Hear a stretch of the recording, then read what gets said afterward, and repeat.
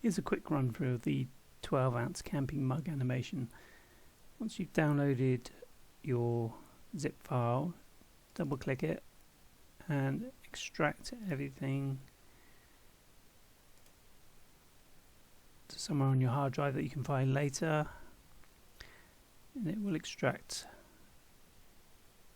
the PSD file and 5 movie files. These all need to be kept in one place together for it to operate properly.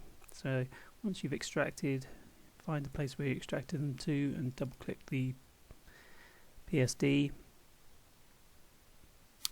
Now the first thing you'll probably want to do is get your design on there. So to do that, go to step 1, double click Smart Objects.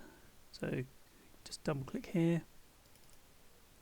And step 2 is to double click this smart object, and then File, Place Embedded, and then find somewhere on your hard drive wherever you keep your designs.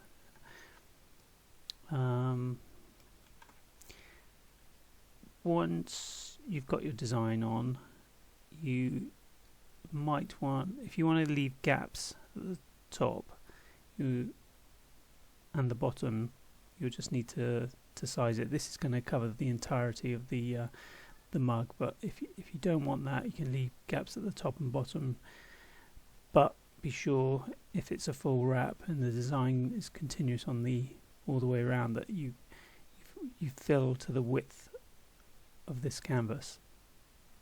Once you've gone File, Embedded, and you've dropped your design on and you've sized it, close this, you'll get this pop-up saying Save Changes. Make sure you say yes. And on this one the same, close it down, Save Changes, say yes. So once your design is on there,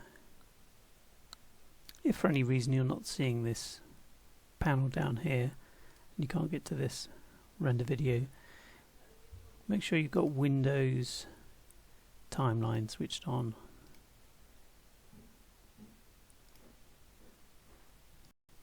You can click this icon here and go to Render Video. With this button you can select whereabouts on the hard drive you want to save it. I'm going to leave it there, and then you can call it whatever you want in this box here. These are all the default settings which I recommend keeping, but they're there if you need to play around.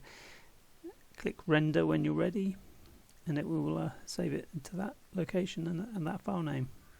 A couple of other things to talk about is if you want to change the background, you can turn that off and then go File, Place Embedded, drop in your own background. The shadow also is optional, you can turn that on and off.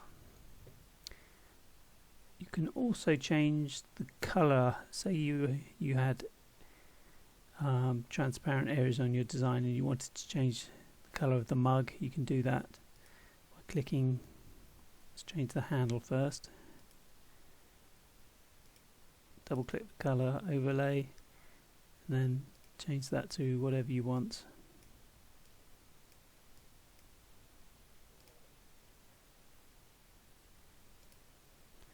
And same for the body. This layer here, this diffuse layer, has an effect. If you turn that on, then double click the color overlay, you can change that too.